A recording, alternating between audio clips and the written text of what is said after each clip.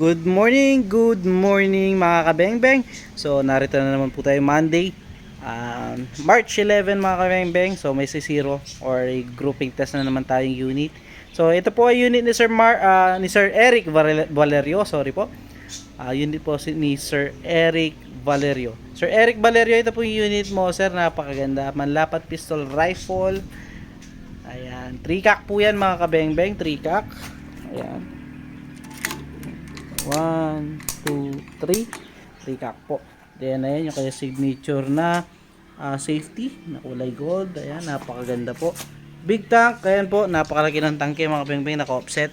So nilagay ko lang po yung tangke natin dahil mahina na yung karga. So mahina yung karga ng ating tangke mga kabengbeng, kaya nilagay ko. So ganun po yung ginagawa ko once na mahina na yung karga ng tangke. Sayang naman kasi kung hindi natin gagamitin yung mga ganun. So yan, mahal din kasi yung pa-refill mga kabengbeng, nasa 95 to 120 pesos din. Ayan, dapat sulitin natin kahit piso na lang yan mga kabengbeng. So tara, subukan po natin itong unit ni Sir Eric Valerio sa 20 meters mga kabengbeng. Sa mga naghahanap ng ganitong unit mga kabengbeng, message na lang ako. Ayan, nasa ilalim yung Facebook account natin, nasa ilalim. So ayan po yung ating camera, yung ating side cam mount mga kabengbeng.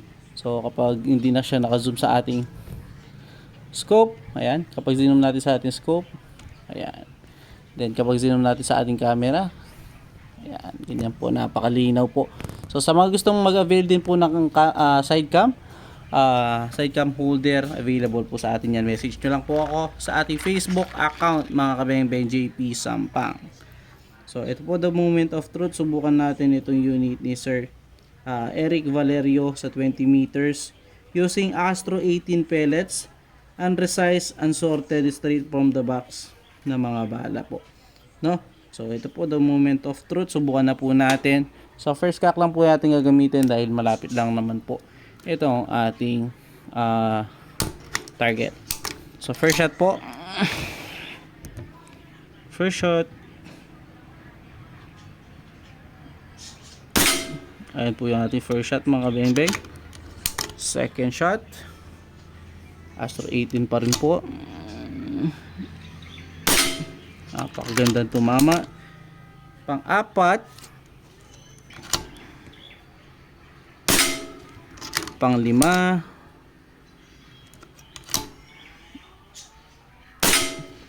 pang-anim,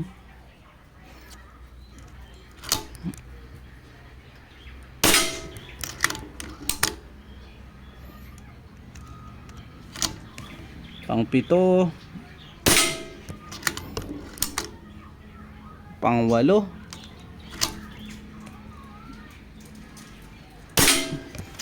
pang-siyam. Napakaganda tumama Sir Eric Valerio. At pang-sampu. Lalapitan natin yan mga kabengbeng para makita nyo kung gaano lang kaliit mamaya yan.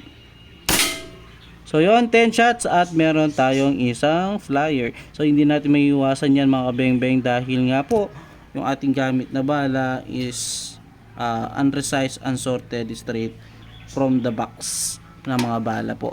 So tara, tignan natin yan, lapitan natin. So yan, yung ating naging groupings. So ayan, ito yung naging flyer natin, pero napakalapit yan, pero hindi na siya makakonsider na flyer, no? So tara, lapitan po natin yan Sir Eric Valerio para makita ninyo, no, gano'n lang kaliit. Ayan po yung unit natin. And also pala, mahina na yung tangke, kaya yun, isa sa mga naging factor na niwalay yung isa.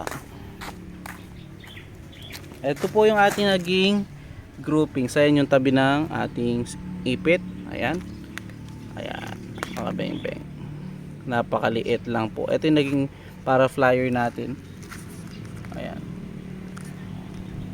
Ayan po. Napakagandang tumama po sir. And also ito sa kanya to actually.